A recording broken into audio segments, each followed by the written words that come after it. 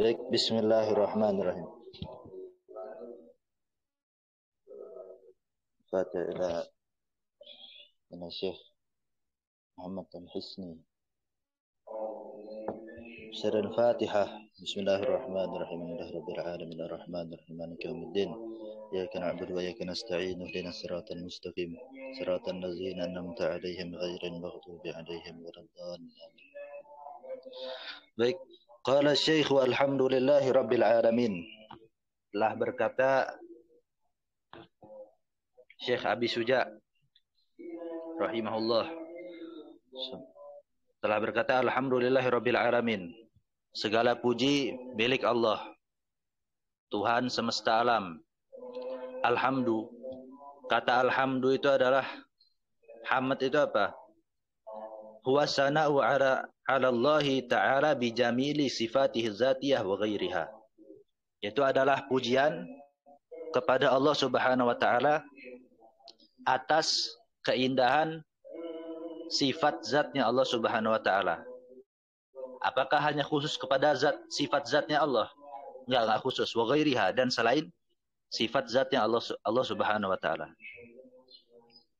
Wa syukru, kalau kata syukur, huwa sana'u 'alaihi bi in'amih. Itu adalah pujian terhadap Allah Subhanahu wa taala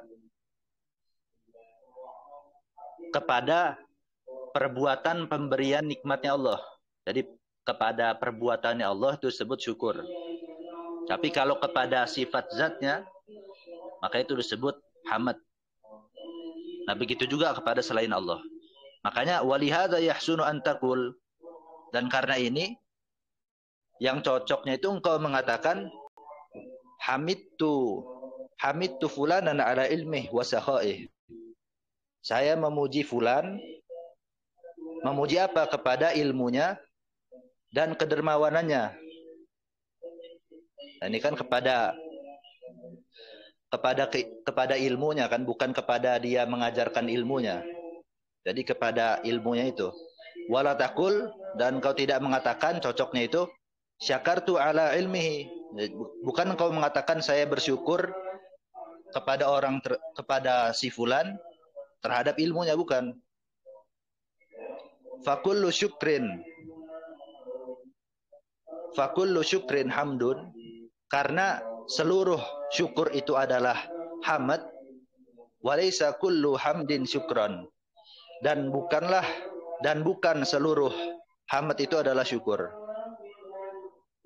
Jadi kalau syukur sudah pasti hamd, tapi kalau hamd belum tentu syukur.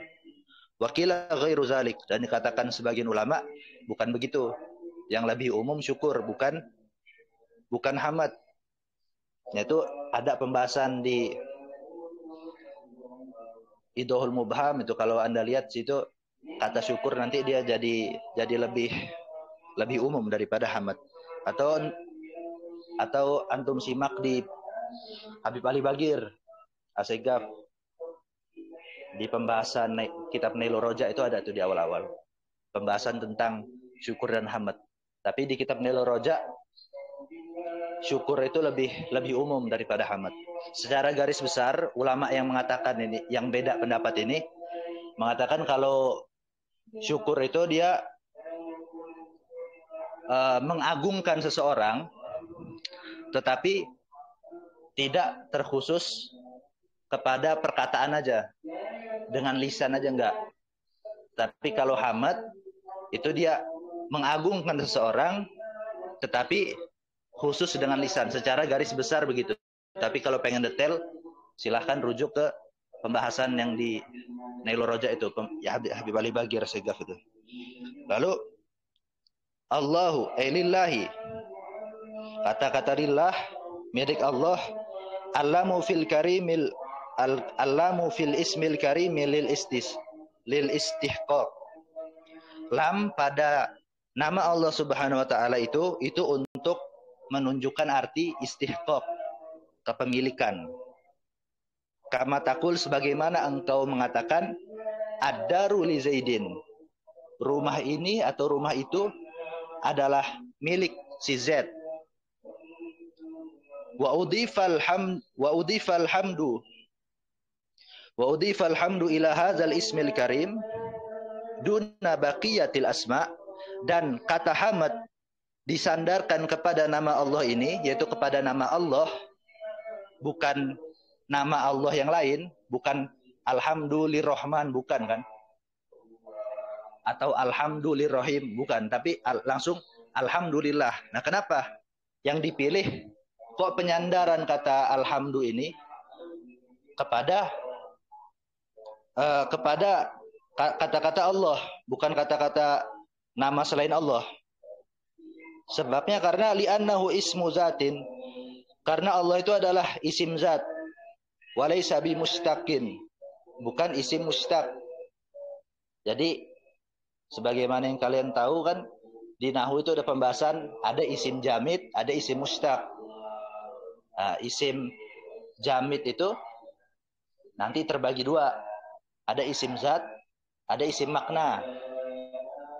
Nah, Allah Subhanahu wa taala ini isim zat, dia bukan isim makna, juga bukan isim mustaq. Kenapa dia bukan isim makna? Ya karena isim zat itu ya seperti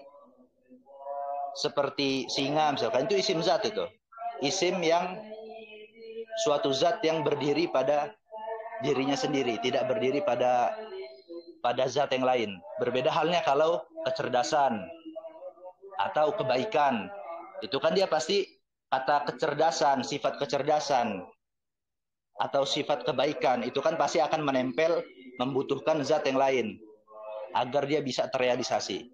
Tetapi kalau isim zat itu adalah sesuatu yang konkret yang dia bisa berdiri sendiri pada zatnya. Dan juga isim jamid ini yang terbagi kepada isim zat dan isim apa tadi? Isim makna, itu adalah yang dia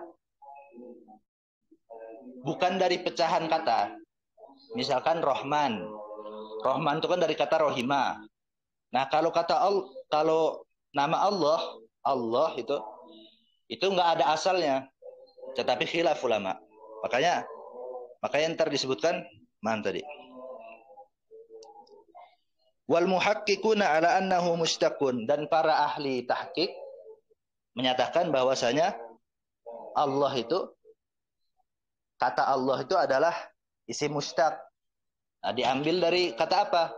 Kalau Anda merujuk ke kitab Minhajul Qawim karangan Imam Ibnu Hajar Al-Asqalani, disebutkan dari kalimat aliha. Aliha itu artinya dibuat bingung. Disebutkan aliha iza tahayyara. Seseorang itu aliha jika dia dibuat bingung atau terbingungkan. Apakah Allah yang bingung? Bukan. Kenapa dinamakan terbuat bingung itu? Maksudnya siapa yang bingung? Litahayyuril khalqi. Karena bingungnya makhluk fi zatihi ta'ala wa taqaddasa au kama qala. Pada zatnya Allah Subhanahu wa taala yang agung dan suci. Itu karena makhluk dibuat bingung terhadap zatnya Allah Subhanahu wa taala. Makanya dinamakan, diambil dari kata aliha, kata Allah itu.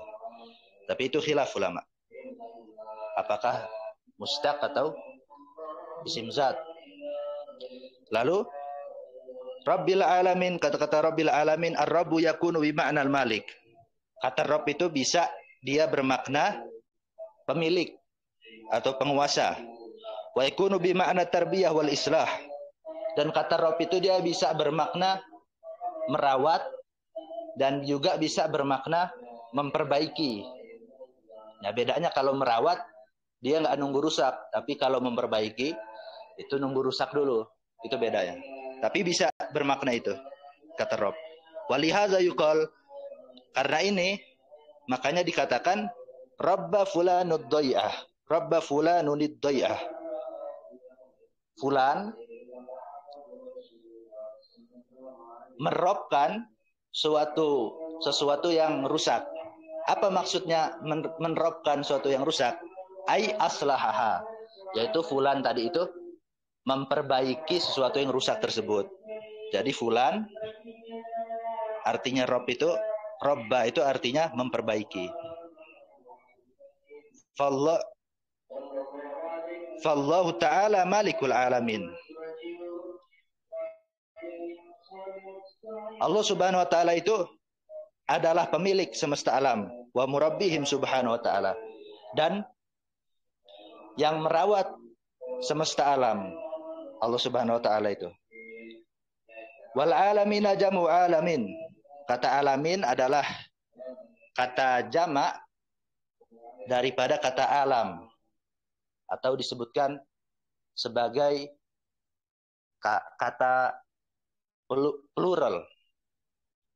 La wahida lahu min lafzih. Tidak ada kalimat mufradnya alamin itu. Wa ikhtalafal ulama fihim.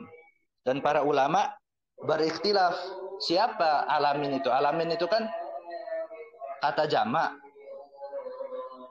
Jamak itu otomatis dia lebih daripada satu orang kan? Lebih daripada dua orang kata alamin itu. Nah, siapa aja isinya alamin itu? Faqila, dikatakan sebagian ulama, humul insu wal jin. Mereka adalah manusia dan jin. Qalahu Ibnu Abbasin. Ini dikatakan oleh sahabat Abdullah bin Abbas. Waqila jami'ul makhlukin. Dan dikatakan sebagian ulama, alamin itu maksudnya seluruh makhluk. Qalahu Qatadah wa Mujahid wal Hasan. Dikatakan oleh mereka ini, Qatadah, Mujahid dan Hasan. Lalu Syekh Habib Syuja' mengatakan, qala wa sallallahu ala sayyidina Muhammadin khatamin nabiyyin wa ala alihi wa ashabi ajma'in. Semoga Allah bersolawat kepada junjungan kita Nabi Muhammad, penutup para nabi, dan semoga Allah memberikan solawat kepada keluarganya dan sahabat-sahabatnya semuanya. As-salatu minallahi rahmah. Salawat dari Allah itu adalah rahmat. Wa minal malaikatil istighfar. Al-istighfaru. Dan dari malaikat itu, salawat itu adalah istighfar, permohonan ampun. Wa minal adami tadarru'un wa du'aun. Dan salawat dari manusia itu adalah permohonan dan doa. Wa sumiya Rasulullah sallallahu alaihi wasallam Muhammadan, dan Rasulullah sallallahu alaihi wasallam dinamakan Muhammad likasrati khisalihil mahmudah, karena Rasulullah itu banyak sifat yang terpuji. Wa ikhtalafa fil al, dan para ulama berikhtilaf tentang masalah siapa yang disebut keluarga Nabi Muhammad. Faqilahum Banu Hashimiyin, Banu Hashimin. Dikatakan sebagai ulama, mereka itu adalah Banu Hashim wa Banul Muttalib, dan Bani Muttalib. Wa hadza makhtarahu Syafi'i wa ashabuh. Pendapat ini adalah yang dipilih oleh Imam Syafi'i dan ashabu Syafi'i. Ashabu Syafi'i itu adalah yang sebelum 4 Hijriah, dari zaman Imam Syafi'i sampai sebelum 4 Hijriah atau sampai 4 Hijriah gitu. Lupa. Lalu waqilahum hitratuhu wa ahlu baitih. Dikatakan sebagian ulama ini cuman khilaf lafzi doang ini, tapi maksudnya sama. Cuman khilaf lafzi aja. Mereka itu adalah keturunannya Nabi Muhammad, ya sama aja Bani Hashim sama Bani Muttalib juga. Wa ahlu baitih, dan ahlul baitnya. Ahlul bait itu ya Banu Hashim, Banu Muttalib. Cuman khilaf lafzi. Wa qila aluhu jami'u ummatih. Dan dikatakan sebagian ulama, keluarganya Nabi Muhammad itu adalah seluruh umatnya. Berarti mencakup baik yang bertakwa ataupun tidak bertakwa. Pendapat ini. Waqtarahu jam'un minal muhaqqiqina wa minhum al-Azhari. Dan ini adalah pendapat yang dipilih oleh sekelompok ahli tahqiq, di antaranya adalah Al-Azhari. Wa ashab, kata ashab adalah jam'u sahibin. jamak daripada kalimat sahib. Wa huwa kullu muslimin ra'an nabiyya sallallahu alaihi wasallam wa sahibahu walau sa'atan. Yaitu adalah seluruh orang muslim yang pernah melihat Nabi Muhammad sallallahu alaihi wasallam dan menyertai Nabi Muhammad sallallahu alaihi wasallam walaupun sesaat. Adapun tolak ukur yang disebut menyertai Nabi Muhammad atau bukan menyertai Nabi Muhammad, itu tolak ukurnya dikembalikan kepada urf. Dikembalikan kepada urf yang berlaku, kepada hukum urfi. Wa qila man talat suhbatuhu wa mujalisatuh. Dan dikatakan sebagian ulama, sahabat itu adalah orang yang lama bersama Nabi Muhammad dan lama bermujalasah, berinteraksi sama Nabi Muhammad, atau sama juga bersama Nabi Muhammad. Ukuran lama dan ukuran apa tolak ukurnya bersama Nabi Muhammad dikembalikan juga kepada urf. Wal awwalu huwa rajihu indal muhaddisin. Pendapat yang pertama ini adalah pendapat yang dikuatkan menurut para ahli hadis. Wasani huwa rajih indal usuliyin. Dan menurut para ulama ahli usul, itu adalah pendapat yang kedua yang dikuatkan. Qala Syekh, telah berkata Imam Abi Syuja', sa'alani ba'du asdiqai an nu'mila mukhtasaran fil fiqh ala mazhab Syafi'i fi ghayatil ikhtisar wa nihayatil ijazi. Telah berkata Syekh Abi Syuja', sebagian teman-temanku itu telah meminta kepadaku untuk aku membuat suatu ringkasan di dalam permasalahan fikih berdasarkan mazhabnya Imam Syafi'i. Yang mana ringkasan tersebut itu fi ghayatil ikhtisar wa nihayatil ijaz. Sangat ringkas. Sama itu. Ghayatil ikhtisar wa nihayatil ijaz. Yang mana ringkasnya itu, yang sangat ringkas itu ringkasannya, yakhufu ala talib darsuh. Mudah mempelajarinya untuk seorang murid, yang mana mudah dipelajari oleh seorang murid. Wa yasulu 'alal mubtadi'i hifzuh, dan mudah menghafalnya bagi para dan mudah menghafalnya bagi pemula di dalam ilmu fikih. Wa an uksira fihi minat taqsimat, dan mereka juga memintaku untuk memperbanyak di dalam ringkasan tersebut, untuk memperbanyak pembagian-pembagian. Ya, misalkan berapa rukun sholat, nanti dibagi menjadi berapa kalau di kitab ini ya, 18 atau berapa gitu. Terus itu banyak pembagian. Ntar di zakat ada pembagiannya, zakat yang wajib dikeluarkan apa. Pokoknya begitu.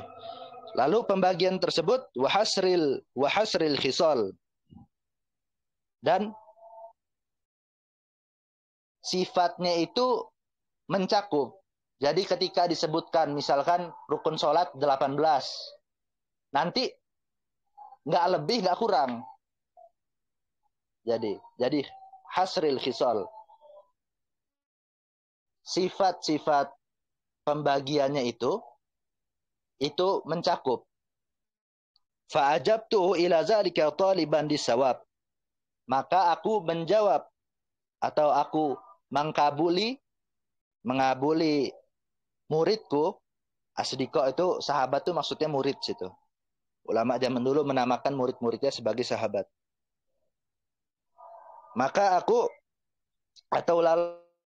memenuhi muridku itu terhadap permintaannya, ila zalika, terhadap permintaannya, li taliban disawab, seraya meminta pahala, ragiban ilallahi fi taufiqi lisawab, seraya berharap kepada Allah untuk mendapatkan taufik kepada kebenaran.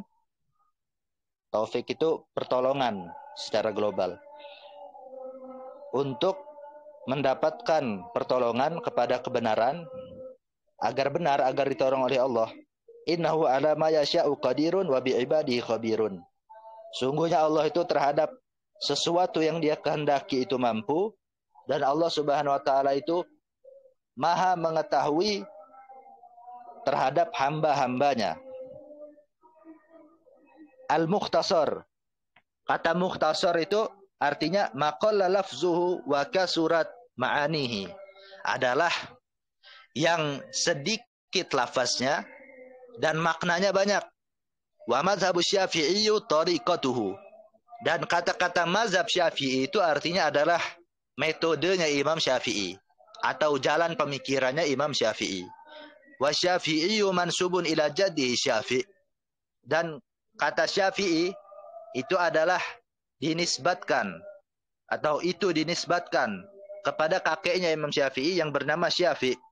Wa kunyatuhu Abu Abdillah, dan kunyahnya Imam Syafi'i itu adalah Abu Abdillah. Abdillah ini anak Imam Syafi'i. Wasmuhu, dan nama Imam Syafi'i Muhammad bin Idris bin Al-Abbas ibnu Usman bin Syafi'i bin Sa'ib bin Ubaid bin Habdu Yazid bin Hashim ibnu Al-Muttalib ibnu Abdi Manaf. Wa yaltaqi ma'a Rasulillah sallallahu alaihi wasallam fi Abdi Manaf. Dan nasabnya bertemu dengan Rasulullah sallallahu alaihi wasallam di Abdi Manaf. Fa innahu alaihi salatu wasalam, karena sungguhnya Rasulullah itu adalah nasabnya itu Muhammad bin Abdullah ibnu Abdul Muttalib ibnu Hashim ibnu Abdi Manaf. Wa nisbatu sahihah, dan penisbatan yang benar secara bahasa itu adalah Syafi'iyun, bukan Syaf'awi. Wa Syaf'awiyun lahnun. Kalau penisbatan Syaf'awi itu lahnun, artinya salah di dalam gramatikal bahasa Arab.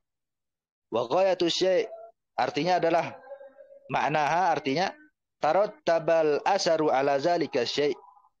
Suatu efek itu terjadi terhadap sesuatu tersebut. Artinya suatu efek itu telah terjadi pada, atau suatu akibat itu telah terjadi pada suatu sebab. Kama taqul, sebagaimana engkau mengatakan, ghayatul bai'i sahih. Akibat jual beli yang sah itu adalah hilul intifa'i bil mabih. Halal memanfaatkan barang yang diperjualbelikan. Wa ghayatus salati sahihah ijza'uha wa adamul qada. Dan akibat daripada salat yang sah itu adalah gugurnya kewajiban salat dan tidak adanya qada salat. Wal muradu huna, dan yang dimaksud di sini, yang dimaksud ghayah di sini itu bukan akibat yang dimaksud ghayah di sini, tapi yang dimaksud di sini adalah nihayatu wijazatil lafzi, yaitu lafaz yang sangat ringkas.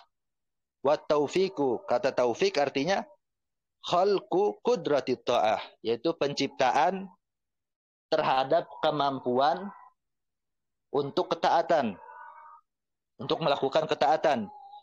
Kebalikannya apa? Bi khilafil khizlan, berbeda halnya dengan kata khizlan. Fa innahu khalqu qudratil ma'siyah, karena sesungguhnya khizlan itu adalah penciptaan terhadap kemampuan untuk bermaksiat. Wasawab, dan kata sawab itu adalah diddul khata', itu adalah kebalikan daripada kesalahan. Sawab itu artinya benar. Benar itu apa? Kebalikan salah. Wallahu a'lam, dan Allah yang Maha mengetahui. Mungkin cukup sekian. Kita lanjutkan besok lagi. Wassalamualaikum warahmatullahi wabarakatuh. Kalau ada pertanyaan yang mengganjal atau segala macam, ada yang mengganjal, silahkan ditanyakan di grup. Wallahu a'lam.